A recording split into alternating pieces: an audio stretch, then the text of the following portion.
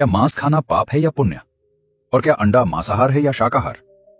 आज के इस वीडियो में हम जानेंगे कि हमारे शास्त्र इस विषय पर क्या कहते हैं। मांसाहार, शाकाहार और अंडे को लेकर समाज में अलग अलग मत क्यों हैं? एक ऐसा गहरा ज्ञान जिससे आज भी बहुत से लोग अनजान हैं। तो वीडियो को अंत तक देखिए।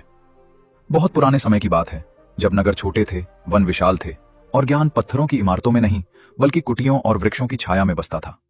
घने साल और पीपल के वृक्षों से घिरे एक शांत आश्रम में प्रातःकाल का समय था। आश्रम में रहने वाले शिष्य अपने दैनिक कर्म पूरे कर चुके थे। कोई जल भरकर लौटा था, कोई समिधा समेट रहा था और कुछ शिष्य गुरु के समीप भूमि पर आसन जमाए बैठे थे। आश्रम के मध्य में एक वृद्ध साधु बैठे थे। उनकी आंखों में कठोरता नहीं बल्कि गहरी शांति थी।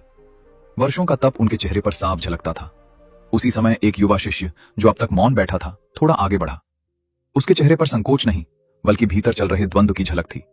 शिष्य बोले, गुरुदेव, आज मन में एक प्रश्न उठा है। साधु ने आंखें खोली और शांत स्वर में बोले, प्रश्न उठना ही मनुष्य का पहला धर्म है, कहो। शिष्य ने एक क्षण रुककर कहा, गुरुदेव, मांस खाना पाप है या पुण्य?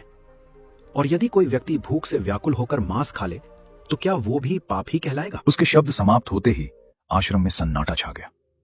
साधु कुछ देर तक मौन रहे, मानो प्रश्न को नहीं, प्रश्न के पीछे छिपी पीड़ा को सुन रहे हों। फिर वे बोले, तूने एक नहीं दो प्रश्न पूछे हैं और दोनों सरल नहीं हैं। यही कहकर वे फिर मौन हो गए। साधु के मौन के साथ ही शिष्यों के भीतर जमा विचार बाहर आने लगे। एक शिष्य जो सदा संयम और तप की बात करता था, वो बोला, गुरुदेव, शास्त्रों में अहिंसा को परम धर्म कहा गया है। जीव की हत्या कर भोजन करना कैसे धर्म हो सकता है? दूसरा शिष्य, जिसकी सोच अधिक व्यावहारिक थी, तुरंत बोला, लेकिन शास्त्र यह भी कहते हैं कि आपत्ति में नियम शिथिल हो जाते हैं। यदि प्राण ही न रहे तो धर्म किसे निभाना है? तीसरा शिष्य बोला, क्षत्रियों का धर्म अलग है, वे शिकार करते हैं, युद्ध करते हैं, क्या वे सभी पापी हैं? बहस तेज होने लगी। साधु ने हाथ उठाकर संकेत किया। वे बोले, बस, तुम सब तर्क कर रहे हो, पर धर्म तर्क से नहीं विवेक से समझा जाता है। उत्तर पाने के लिए अब तुम्हें एक कथा सुननी होगी। साधु ने अपनी दृष्टि दूर वन की ओर डाली और बोले, यह कथा उस समय की है जब वन आज से भी